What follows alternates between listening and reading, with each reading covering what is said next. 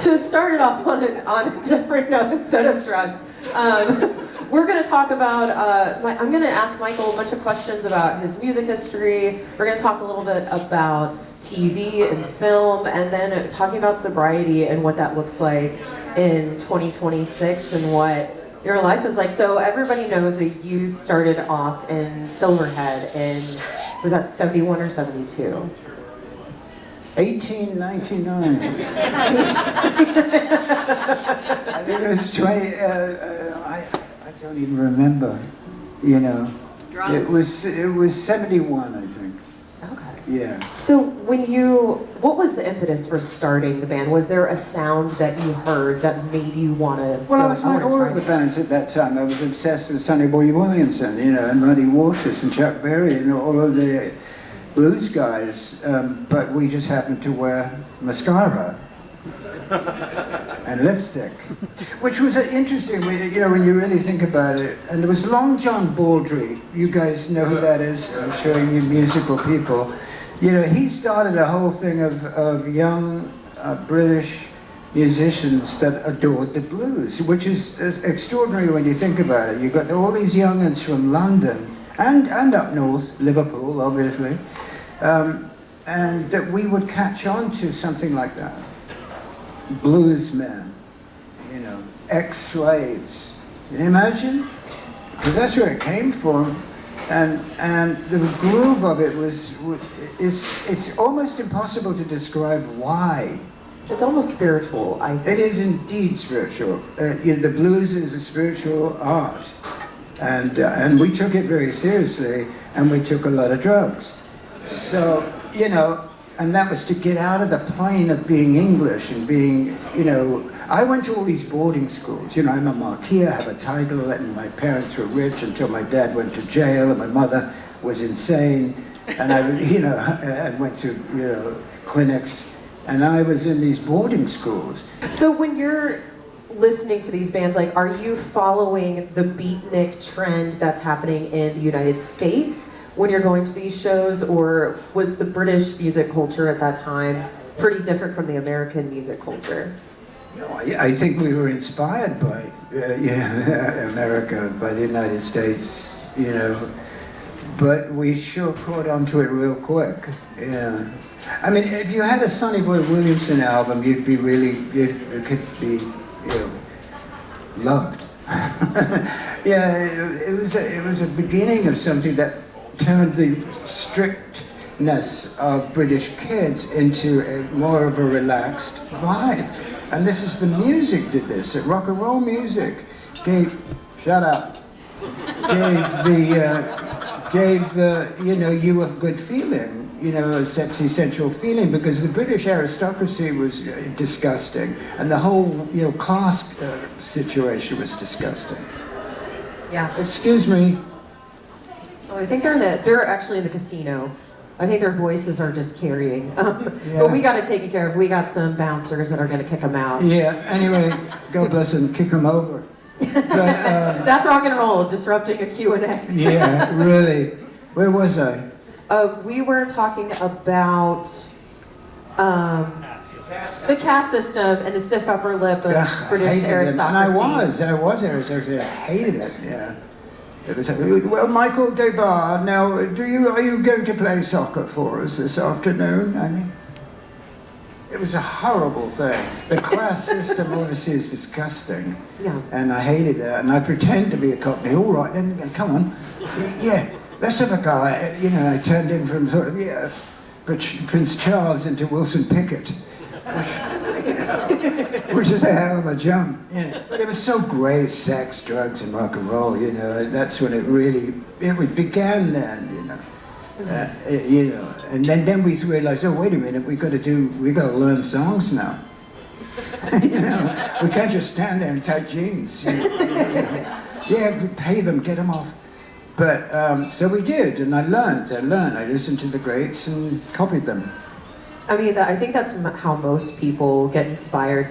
Was music played in your home growing up? What was your family listening Well, to? I grew up in schools, boarding schools, because, as I said, my father was in jail and my mother was in an asylum, and I was in these boarding schools that my father, who is a Marquis, may not know that I got that title, which is a load of bullshit, and I'm not interested in it at all. But I was in these schools. Even in the holidays, I would be still in those schools. Really? Yeah. So I would read everything I could get my hands on. Books became my, my world. And then at 16, I said, fuck this. I'm going to go to London and I'm going to act. And I got jobs. Yeah. I did just so with love within a year or two of me leaving the schools. You might recall that movie. Yeah. And I just looked at Sidney, I just looked at Sidney Poitier, and he was very kind to all of us, but I particularly hung on his sleeves, because this guy, I have never met a man that was shoulders back.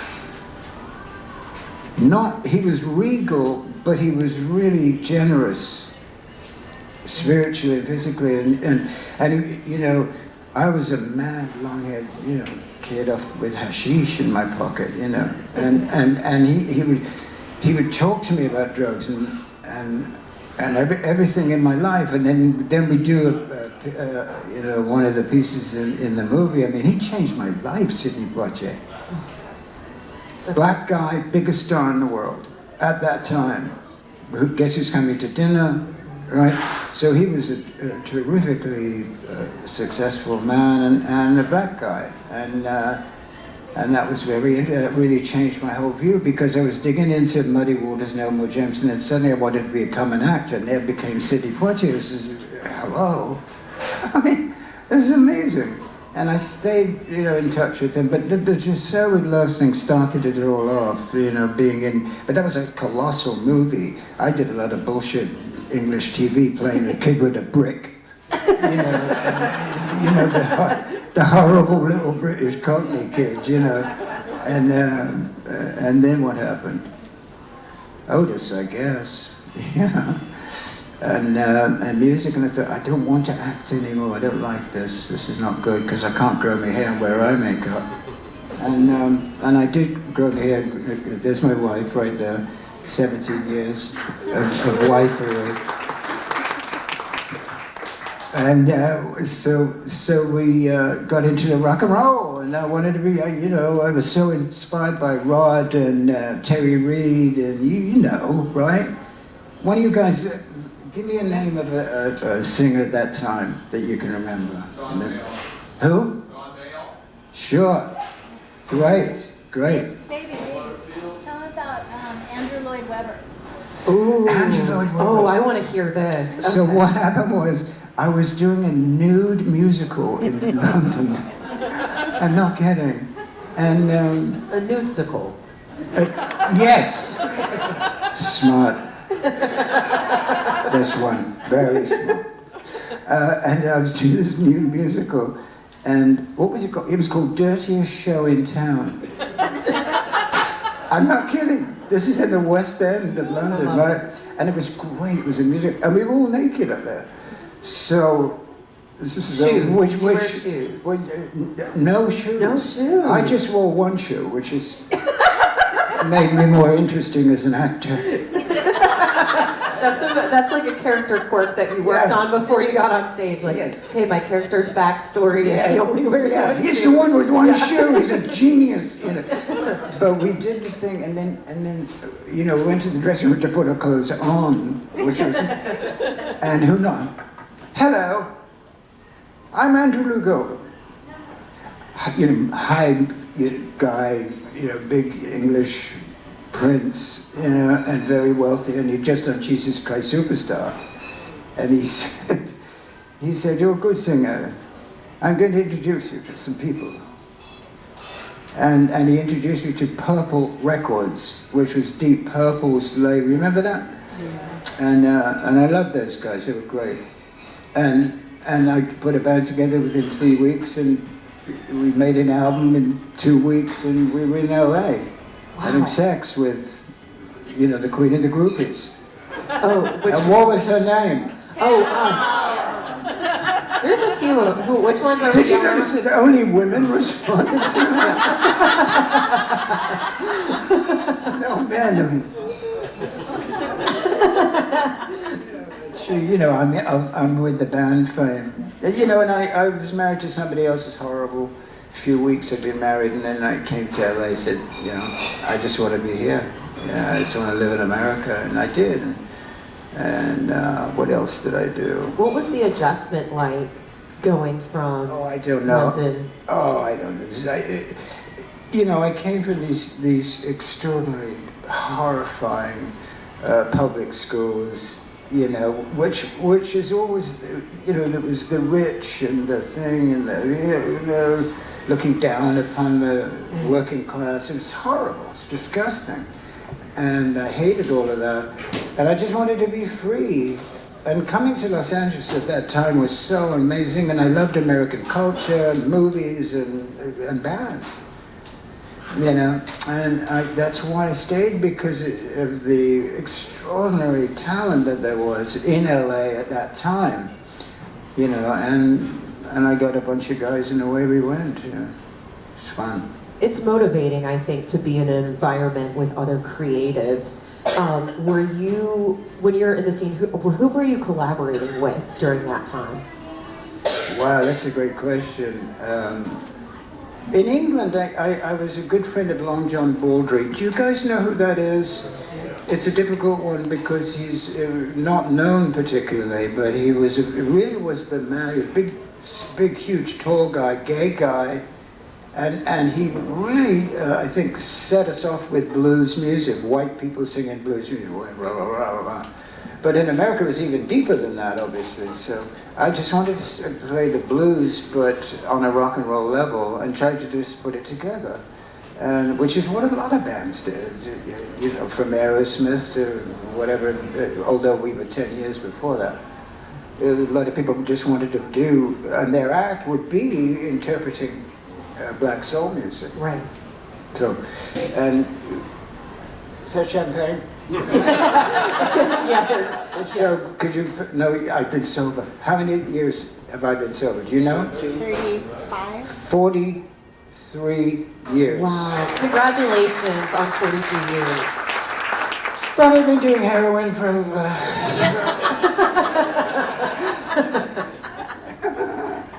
now my drug is love. Ooh. How's that sound? I love that. Love rock and roll. Fucking A.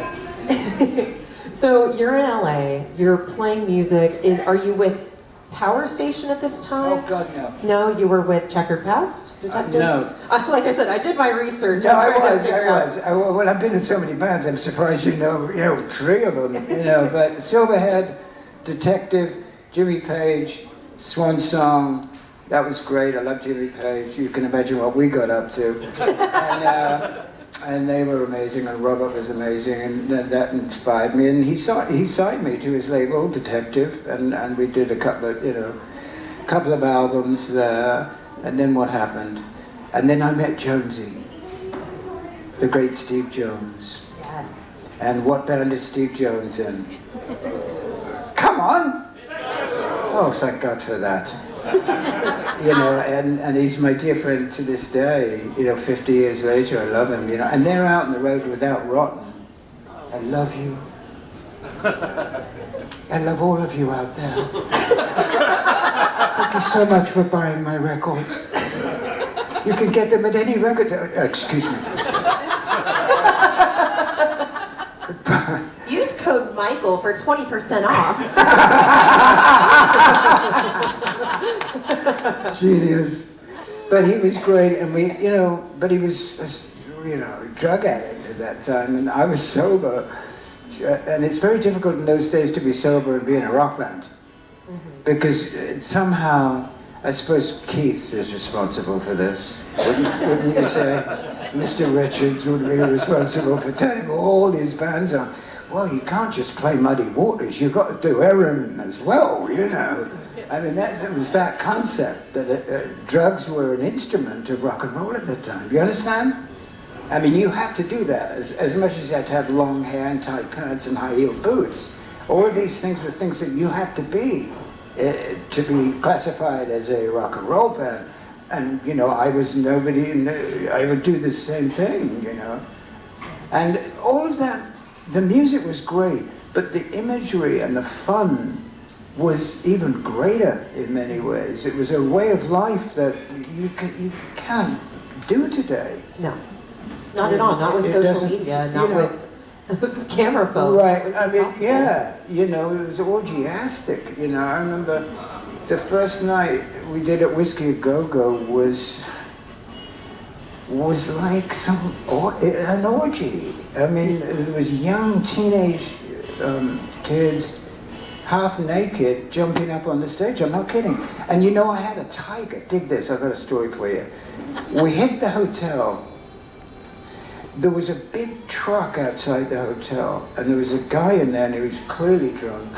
And I said, and we just came in Silverhead from the airport. And I said, you all right? You all right? You know, I'm fucking all right. And I look in the back, and it's a fucking tiger.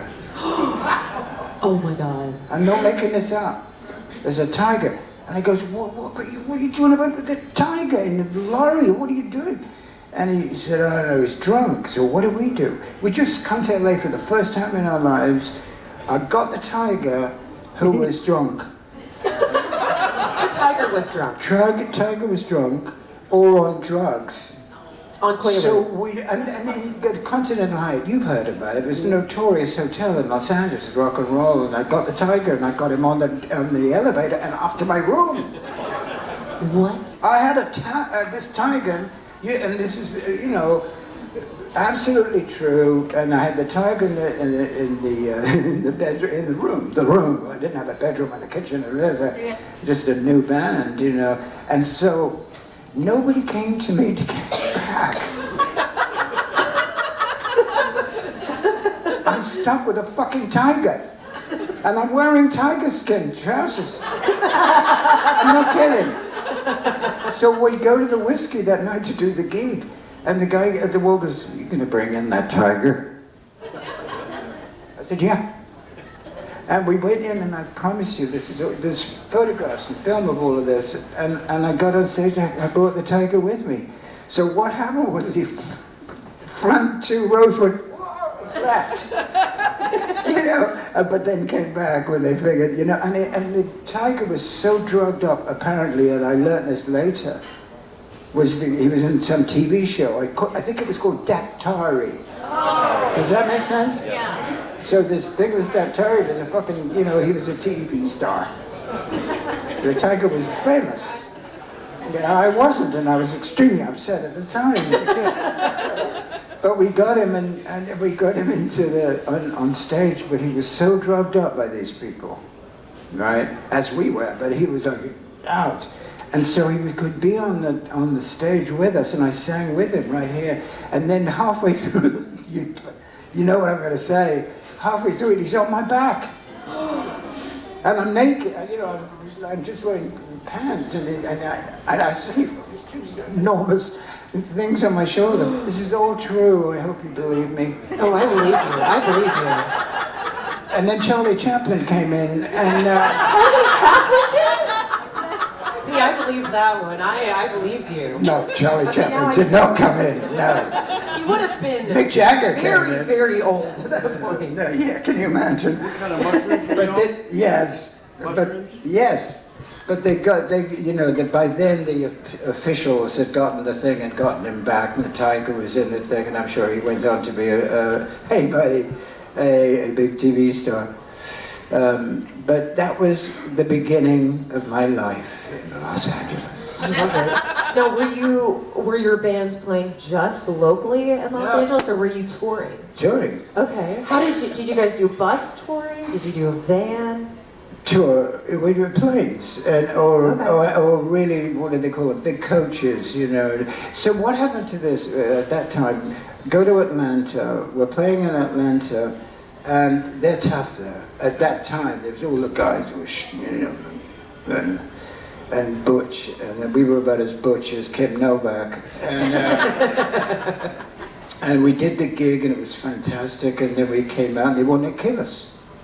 So all the guys, all the time going, well, you know, a big bunch of fags. Look at these fucking feet, you know, that awful thing. And we're all sort of like, you know, with the lipstick and everything. But that band was a Cockney band. That's a East End of London was the toughest city in the world. I mean, no job, no mothers, no fathers, you know. Where Jonesy came from later, you know. But, so what happened, we were all out of our heads on coke and stuff, and they came toward us. Because the girls first came, I'll never forget it, there's the band. The girls are going, oh, this is so great, do you want to come back with me? And then behind them was the butch motherfuckers, who were so upset with themselves because now they had these bisexual, velvet-trousered people coming, you know, trying to get into that band to go to the next thing. And they came to us, and what happened? These 5 kids, that's 5 of us, were tough kids from the East End of London. And we kicked the shit out of these big boys. Bam! You know, and all the guys went, oh yeah, this is exciting. And that's what happened, which is fantastic. They ran after a while. There was about 6 or 7 of them, but we did hurt them a great deal. And the girlfriends were tremendously excited about the blood. Don't ask me what, you know, but that's what was happening in those days. It was different. I'm talking about 1972 now. Most of you weren't even born at that time. Am I right? No. Thank God for that, yeah. But I realized that, you know, rock and roll was more than just being on stage. You understand what I'm saying? You know, we lived on, you know, it's very well. This beautiful, brilliant woman. Stand up and tell people, oh, I'm going to really give you something after this. She's a brilliant artist. So therefore, here we are. We tour America. It was one of the most extraordinary times of my life, you know. And we kept on creating new relationships for 20 minutes. And, you know, and then we toured and toured. But it wore itself out because of the drug thing. I hate drugs. Touring is draining in general. I did a tour 2 summers ago with a band doing merch, and it is draining. People don't realize that you're on 24/7 without a break. So wardrobe-wise, I want to talk about wardrobe, because this is one of my favorite things. I love your sense of style, and I'm a big fan of Vivienne Westwood. Were you shopping? Of course, I love Warehaus? Vivienne. Yes, that's where we got it. Granny Takes a Trip. Do you know about that? Everyone should know about Vivienne You know, Westwood. Vivienne Westwood was and Malcolm McLaren, who, you know who he is, right? The manager of the Pistols, and a very, very cruel man, but he did create a chapter in the world of rock and roll because he got the Pistols, and who I consider one of the top 5 bands of all time, no question. And what was the story? We were talking about wardrobe, Vivienne Westwood. Vivienne Westwood's clothes were So cool. so cool and simple, yeah. And they all looked like rags and cost $1,000. You know, Yeah. and there's classic stuff. But we just stole them. Did you? I mean, that's the punk rock way to do it, for Well, real. it's the only way. We didn't have any Yeah. money, and we wanted to look good, so we stole the fucking trousers. Hey, look, I'm Which getting is- my yeah. Vivienne on eBay, so I get it. So were you, because at the same time in New York, you have the New York Dolls that are doing a similar thing. Were you guys running in the same circles? Nah. No. Are you not a fan of the Dolls? Oh, no, I love what the Dolls did, but I don't know. I mean, they were good, you know, and I think the most important thing about the New York Dolls is they inspired other bands. Mm-hmm. As a band, Johansson got on my nerves a bit, you know, but Johnny I loved, and we hung out for a little bit. Johnny Thunders, he's gone now. Well, they're all gone. All of them are dead. Rest in peace. Yeah. I mean, you know, my age, 42.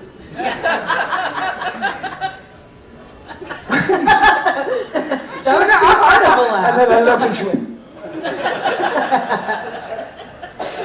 But no, they're okay. I mean, Yeah. But so circling back to your time in LA, the pivotal moment where things are changing for you, you're playing in these bands. What got you back into acting? So all of the 70s, you were just playing music. Yeah. I can't remember how it began, but it did begin.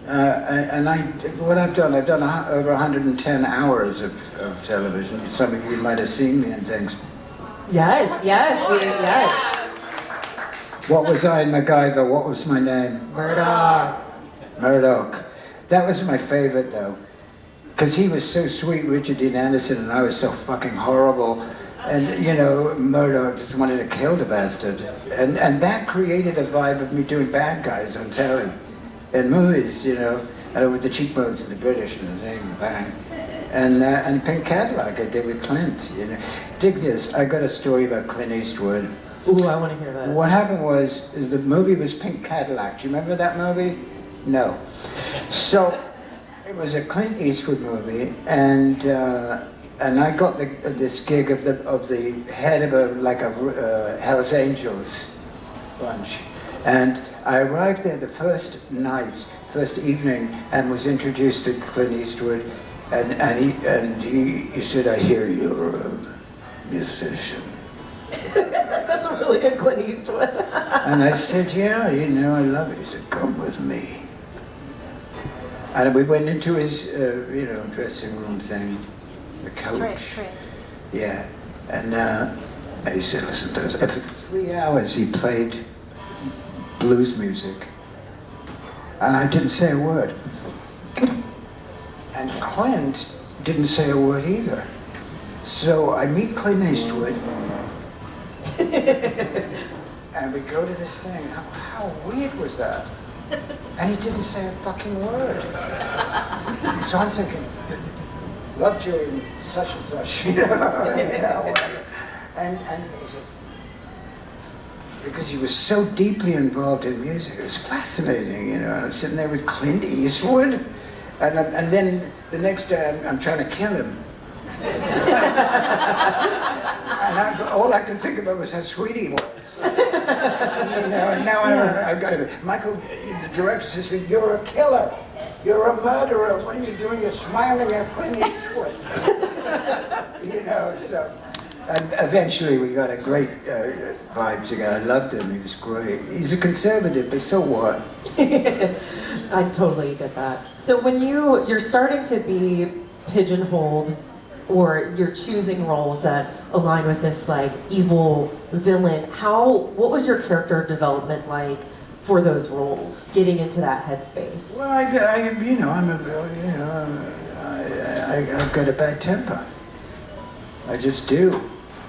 And it's hard for me to, we all do, right? But some of us don't show it, and that's, I suppose, good, but it's not, as an actor, it didn't really matter what I was doing. I would be the stupid guy, and I'd be the silent killer, or whatever. It's acting, and most actors, I think, are copywritten, and now you're a bad guy. I did WKRP in Cincinnati. You ever see that one? Oh, yeah. And that was funny, right? And then the next day I'm in there cutting somebody's throat on BBC, and it's called acting. Yeah.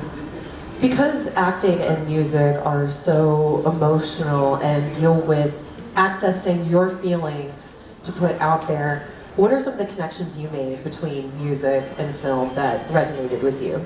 Money. Fair. TV pays a little bit more than being a touring musician. No, I mean flippant, because I love to act, but it's, you just get used to it, and then you get a kind of vibe. Producers and so on have heard of your work, and you did it quickly, and you did a couple of takes, and that's all. Yeah. You just be good at it, and you'll do it for as long as you can, Oh, absolutely. A big part about film or music is you have to be a good hand. People don't realize that. That's the biggest part. The reason bands have chemistry on stage and actors have chemistry on camera is because of the energy and the vibe from people. And I mean, you can go to a concert and see a band that they do not get along and you can feel that. Yeah. You can absolutely feel that. Yeah. Are there some sets that you absolutely hated working on? We want the gossip. We want to hate on someone, right? We want to hate. No. What's the name of the geezer, the director that just died? The smart guy. Or, What was his I'm name? blanking. I know who you're talking about. Rob Reiner. No, I loved He working just with died him. too. There was somebody else that passed away that was very sort of beatniky and clever and what's his name? Can you remember? What? Duval? No, I can't remember. But he was the only person that he treated. You see, when you're acting and you've got a cast and you've got a lot of people there working their asses off and not nearly as much money as some dreadful actress or actor. And the crew were the people that I respected more than the directors. Absolutely. Because a lot of those directors sucked. But can I say, what if I shed a tear in this? He goes, "Will you shut up, Michael, and just do it." Jeez. So, then I had to hit him. You hit him?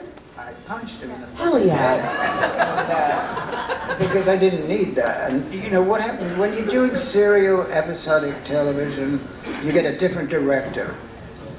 So they're nervous. So I'm member of the cast of the series, and I'm doing my thing, and then he tries to turn me to something else, so it doesn't make any sense. And it really made me nuts, because if you're that director, you've got to look at the other episodes of that thing that you're about to do. Yeah. He's talking about hundreds of thousands of dollars here. And I remember him trying to completely change my character, and I unfortunately unleashed on the guy and got fired for a week. Oh, they let you come back after They punching said, the "Would you director? please come back? Because we hate him too." Oh, see, I love a mutiny like that on set where everyone's like, we hate the director, the executive producer. Stupid bastard. It really is. Do you feel like you're able to get something creative out of acting? Oh yeah, because the people that you're working with are totally into, doing a good job. It was lovely to have people around there that were really committed. But then, of course, the older people, actors and actresses who have done it so much, and they realize that at some stage they're going to be kicked out of the thing, and it's a difficult part. Show business sucks. It does. It really is an impossible thing. You've got to really dig it, and you can until you're in your 30s, and then you go, wait a minute, this ain't cool. And and I've got the band going as well, and we worked with Stevie. Me and Jonesy were in this band, and we opened for Stevie Benzant, who is the greatest guy on the planet. And I thought, you know what? I really want to concentrate on music now. I don't want to learn lines no more. Yeah. I want to bump and grind, which is a great title. I want to bump and grind instead of Bump memorize and lines. grind is good. For an album, couldn't be a song, right? Got to be an album cover, correct? like Title? Yeah, bump and grind. So that's if you see in the record stores, That's Michael Bar, bump and grind. yes. That's what I think of when I'm in the club dancing and I'm doing a little bump and Yeah, grind in the club. and I would love to see it. But you probably had enough of me by now, haven't you? I mean, good Lord. Let's circle to your sobriety. We've touched on it a little bit. How did your sobriety change how you perform as an actor and as a musician? I stayed good looking, Yes. right? I mean, it was just, because I turned into an idiot, a drunken fool. And I hated it, and I was hanging out with drunken fools. So it was no fun at all. I don't know, I was really, hi, don't jump off, okay? Because you can come down and see me. I'm kidding. But the whole thing about that was I turned into an idiot, and I'm not an idiot, and I didn't want to remain an idiot. And this is 43 years ago I quit drugs and alcohol. I haven't had any drugs in all that time. And it's good, and I went to AA a lot in the beginning of the thing, and that was really nice, and I met lots of really beautiful women.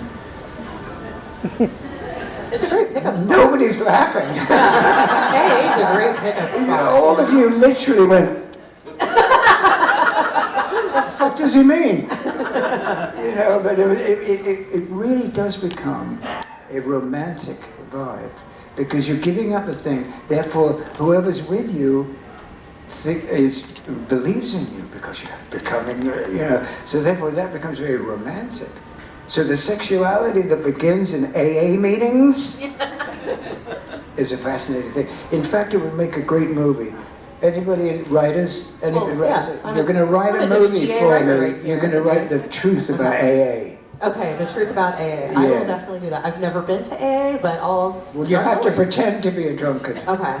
I mean, I'm not very good at getting drunk. I'll have to practice. That's not really my forte. Well, pretend that's vodka. Okay. Let's start I right here. promise. No, but the AA thing, listen, I was so happy that I got off drugs. It's not and it's an amazing thing. But in Hollywood, it's really a nightclub. Yeah, it's where you're seen and be seen. I'm not kidding. It really is. You're sitting next to, I don't know, Mickey Rourke or something. And therefore you go back home and you go, I can't believe I'm sitting next to Mickey Rourke. So it's all bullshit. You just got to give it up and get on with it. And that's what I do. Do you feel like it's I think it's a misnomer of like the struggling artist of like, you have to be on drugs, you have to be sleep deprived, you have to like be, for lack of better words, a dumb shit to make it. Did you worry about that when you got sober of like, I'm not a real artist anymore, I'm not a Hemingway, getting drunk and writing? No. I knew I was James Dean. Hey, at least you didn't die in a car accident, so we're happy about that. No, you're either going to do it or not. And it's just, I think I had the balls to do it, but also it was boring after a while, waking up stupid, and forgetting whoever you were with. Yeah, it's disgusting.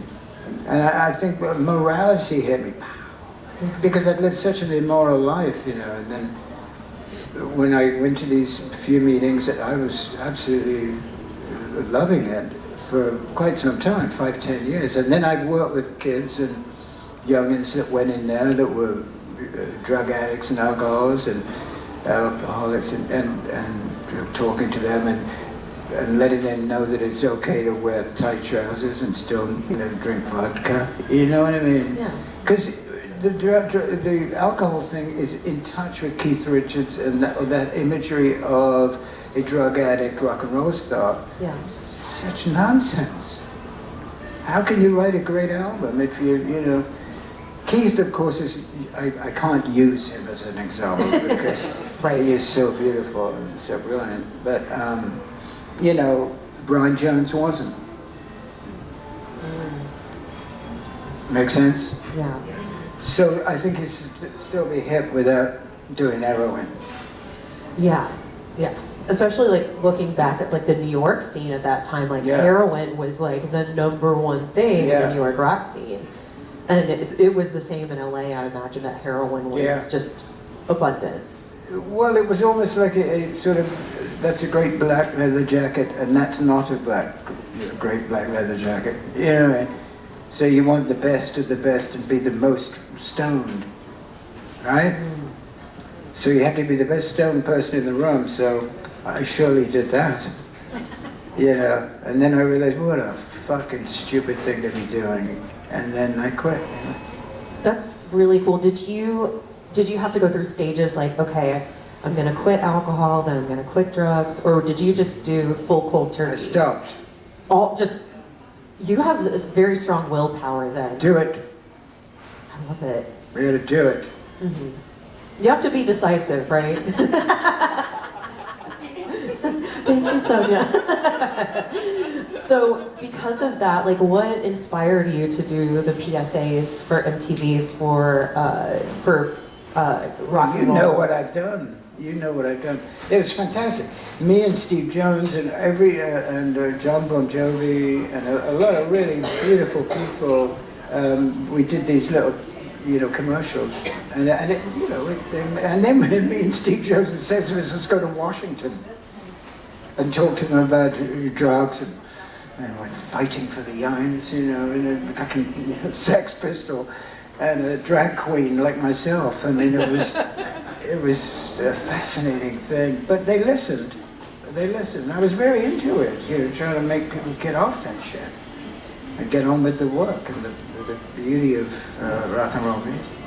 Do you feel like MTV had a positive impact on your career aside Absolutely from music? not. I hated MTV with a passion.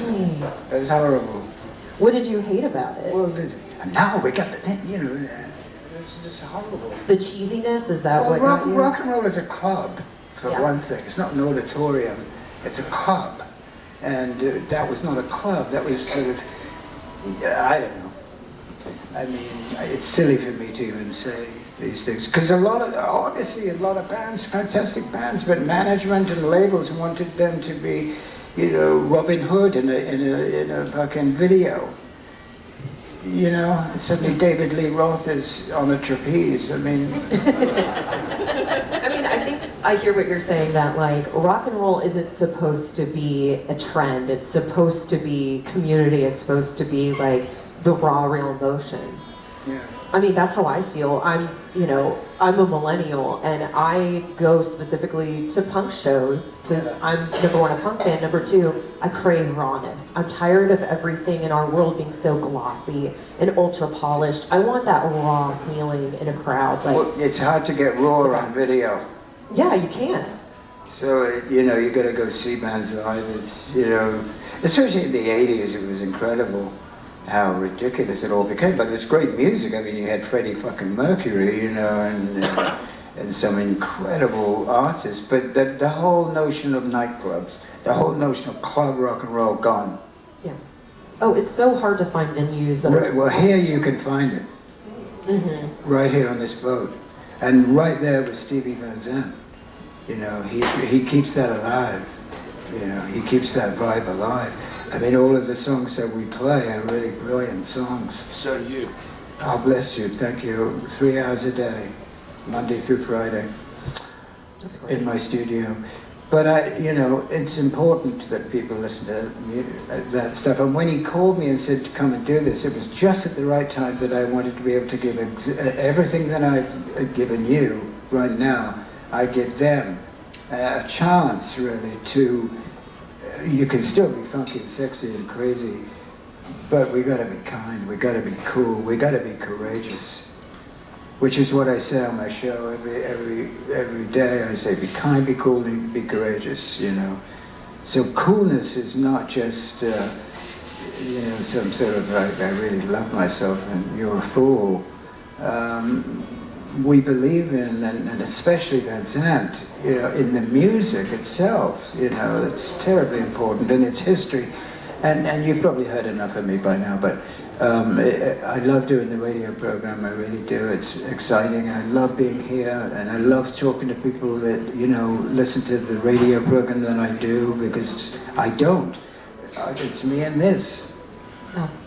And I don't see anybody else, because I'm in my studio, in my house, and it's become easy for me now to be able to be intimate, like we are now, on the radio. That's something that I'm very proud of, and I love bringing that music, and it's a lovely thing, and I want to thank you all for being here and listening to my nonsense. To circle back to you, tell us about your documentary, Who Do You Want Me to Be? It's good. It's good. It's got a lot of good stuff in it, and it's very much what I'm talking about right now. But it shows on film, exactly what one went through, and it's a really good thing. I think if you'd like to see it, I think you'd enjoy it very much. Because I am not a huge star. I'd never really felt that. I am a hard-working motherfucker, and if you can do that, you will be you will make yourself your own star in your own Milky Way, baby. You know, and I can live a life of love and romanticism. I can't see my wife; she's left with another guy. That's okay. And may I watch?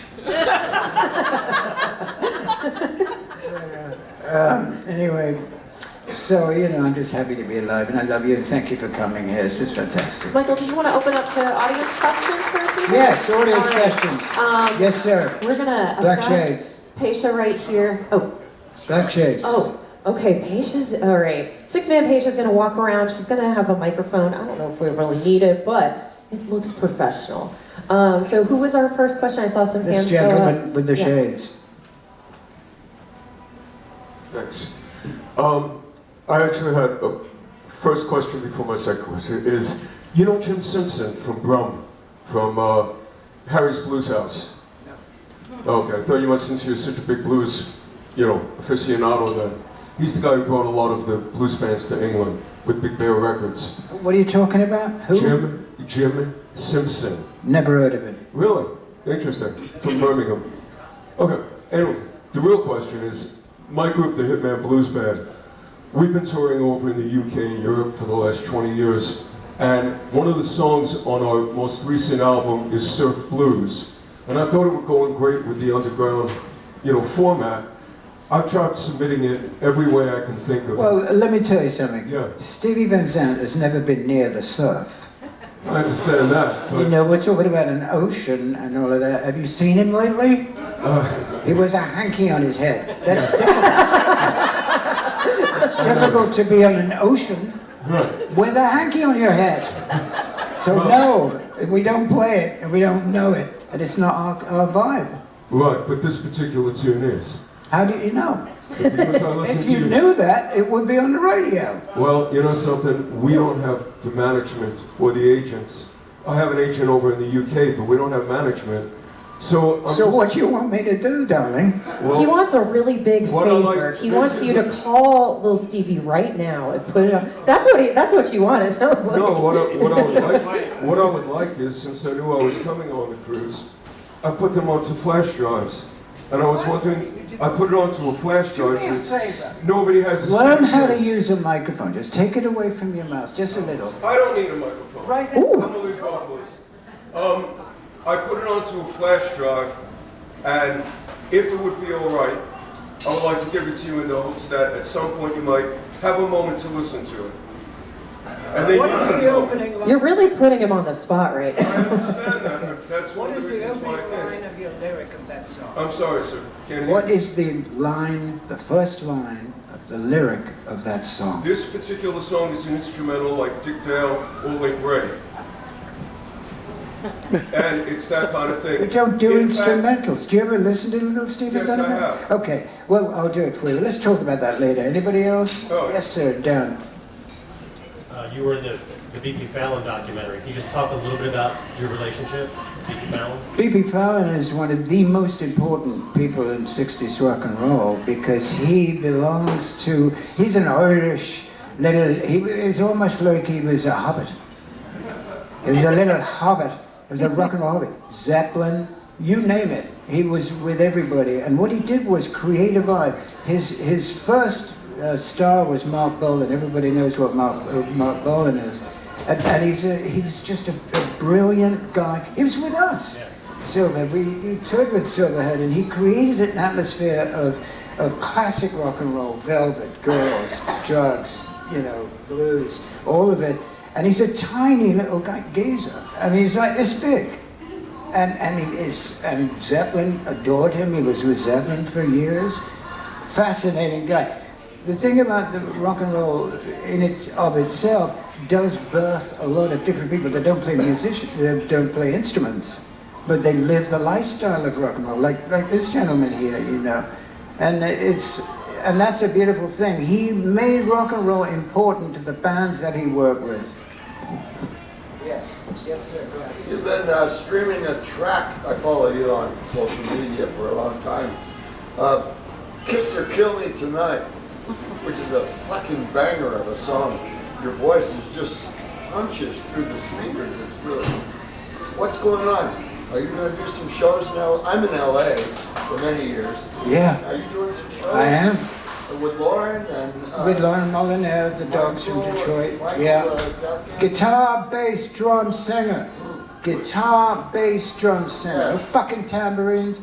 No girls. No saxophones. You get my point. I don't want any of that. I want guitar, bass, drums, vocalists. That's rock and roll to me. Yeah, That's absolutely. Elvis. I'm a drummer, so I totally relate. Right, so I'm going to do that because if I go in there and the producer says, let's double that vocal and completely take the humanity out of the whole fucking song. Yeah. It's all Because about it's- the room and a couple of mics. Come on. It's become too clever and too electronic and too all of these different vibes. And, listen, I mean, like the funky music done by wonderful black artists is that. That's not rock and roll. Rock and roll is Elvis with a guitar. Didn't you have a drummer? The #1 song from Elvis Presley, That's All Right Mama? He didn't have a drummer. He had a stand-up bass Right, slap. and an acoustic guitar.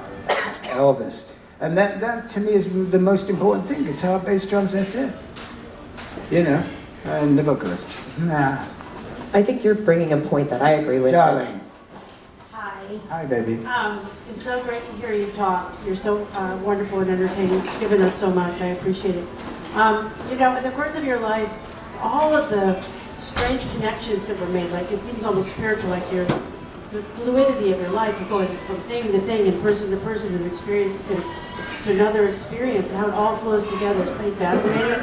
Like, it's like that spiritual accidentalism, But the other thing, I just wanted to point out, the other thing is like, what is some of the things or one thing that happened to you that seems really horrible at the time that turned out to be the best thing that could have happened? I think the corporate structure, coming to America and being, totally rock and roll and having a wonderful time, and yes, we've got a record deal, and we didn't really think about record deals. It didn't occur to me until I didn't have one, So I think the pain of it became the business, when rock and roll became a business, which it did, obviously, and with videos and suddenly you were like some punk in some fucking movie, and the rock and roll became a very bad movie.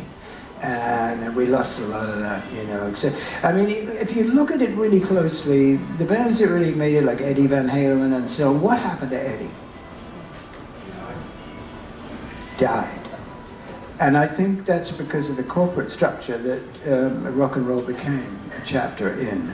And I was so angry about it, the 80s, was because I was sober and I could see what they were doing. They give the bands, a little bit of coke and put the money down and take the money down. It was criminal and probably still remains so. If that answers your question, does it? Well, what happened that you thought was bad that turned out good? Like you getting sober, seeing that and getting sober. That was amazing, as you know. I mean, it's there's so many good bands out there that don't know how to get their music across to a big audience. That is chosen by the corporate structure we'll use these bands because this guy's got nice cheekbones.